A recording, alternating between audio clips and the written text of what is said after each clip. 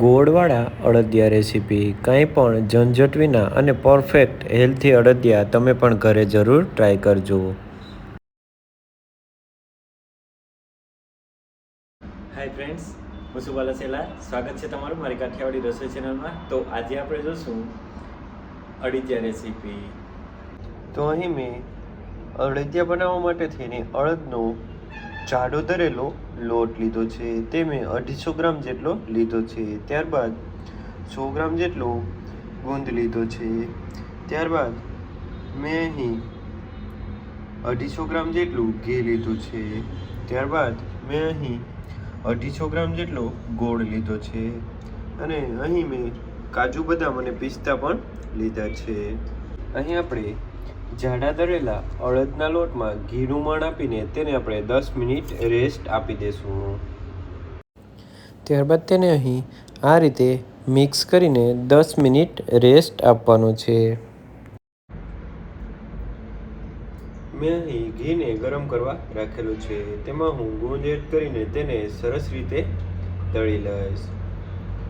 અહીં હું થોડો ગુંદ એડ કરી રહ્યો છું. ત્યારબાદ તેને સરસ રીતે તળીને હું નીકાળી લઈશ. અહીં તમે ગુંદને દળીને પણ અડદિયા પાકમાં ડાયરેક્ટ એડ કરી શકો છો, પણ આપણે અહીં તળી લીધો છે એટલે પરફેક્ટ તૈયાર થઈ જશે. આ રીતે તેને તળીને સ્લાઇડ ભૂકો કરીને એડ કરવાથી તેનો ટેસ્ટ ખૂબ જ સરસ આવે છે. અહીં અડદિયાના લોટમાં ઘી મિક્સ કરીને તેને 10 મિનિટ રેસ્ટ માટે રાખેલો હતો, તે અહીં તૈયાર છે. મેં અહીં ઘીને ગરમ કરવા રાખેલું છે. અહીં ઘી સરસ ગરમ થઈ ગયું છે તો તેમાં આપણે તૈયાર કરેલો અડદનો જે જાડો લોટ છે તેને એડ કરીને તેને સરસ રીતે આપણે શેકી લેશું.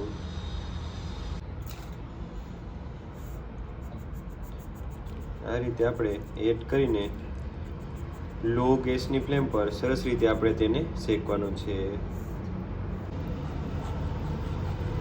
આ રીતે તેને લો ગેસની ફ્લેમ પર હલાવતા જવાનું અને સરસ રીતે આપણે શેકીને તૈયાર કરવાનો છે. અહીં તેનો ધીરે ધીરે કલર ચેન્જ થતો જશે અને પરફેક્ટ લોટ શેકાઈ જશે.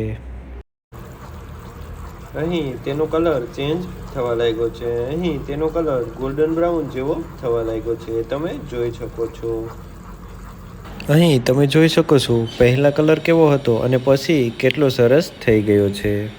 અહીં હું તૈયાર થયેલો ગુંદને એડ કરીશ.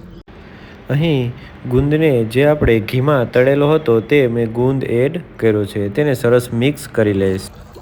ત્યારબાદ આ રીતે તેને હલાવતા જશું અને થોડી વાર પકવી દેશું.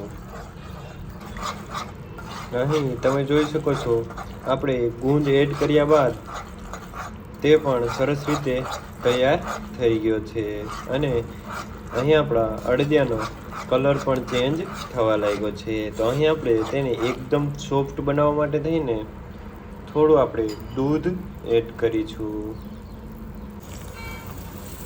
ત્યારબાદ તેને આપણે થોડી વાર પકવી લેશું. અહીં આપણે દૂધ એડ કર્યા બાદ તે માવો જે પ્રમાણે બનાવીએ તે પ્રમાણે એકદમ છૂટો અને પરફેક્ટ તૈયાર થઈ ગયો છે. અહીં આપણે 2 થી 3 મિનિટ ફરી પાછો તેને પકાવી લેશું. અહીં દૂધ એડ કરીને તેને 2 થી 3 મિનિટ મેં પકાવી લીધો છે. ત્યારબાદ હું અહીં થોડા ડ્રાય ફ્રૂટ્સ એડ કરીશ.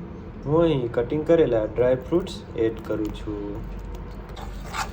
તમે અહીં ક્રશ કરીને પણ ડ્રાય ફ્રૂટ એડ કરી શકો છો. અહીં મેં પ્લેટને ઘીથી ગ્રીસ કરી લીધી છે. તૈયાર કરેલો આપણો અડદિયો અહીં આપણે એડ કરી દઈશું. અહીં આપણે ગેસની ફ્લેમ બંધ કરી દીધી છે. હવે આપણે તેમાં જે ગોળ રાખેલો હતો તેને એડ કરી દઈશું. અહીં આપણે ગોળ એડ કરીને તેને સરસ રીતે મિક્સ કરી લેશું. અહીં ગોળને ગરમ કરીને એડ કરવાનો નથી, નહીં તો આપણા અડદિયા સોફ્ટ નહીં થાય. એટલે ગોળને એમ જ એડ કરીને તેને સરસ રીતે મિક્સ કરી દેવાનું.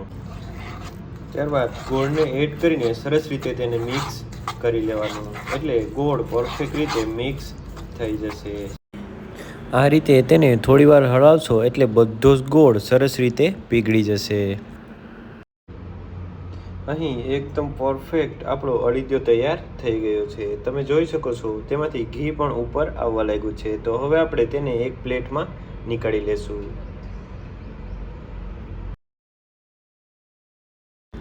અડદિયાને આ રીતે પ્લેટમાં એડ કરીને તેને સ્ક્વેર ટાઈપ કટિંગ કરી શકો છો। અહીં આપણા ગોળવાળા પરફેક્ટ અડદિયા તૈયાર થઈ ગયા છે। તમે આ જ પ્રમાણે ખાંડની સાંસળી લઈને પણ અડદિયા તૈયાર કરી શકો છો। અહીં મેં ગોળ યુઝ એટલે કર્યો છે કે ગોળ હેલ્થ માટે ખૂબ જ ફાયદો કરે છે। તો તમે પણ ખૂબ જ ઝડપથી તૈયાર થતા અને હેલ્થી અડદિયા ઘરે જ બનાવો। જો તમને મારો આ વિડીયો ગમ્યો હોય તો લાઇક, શેર એન્ડ સબસ્ક્રાઈબ કરવાનું ના ભૂલતા। Thank you.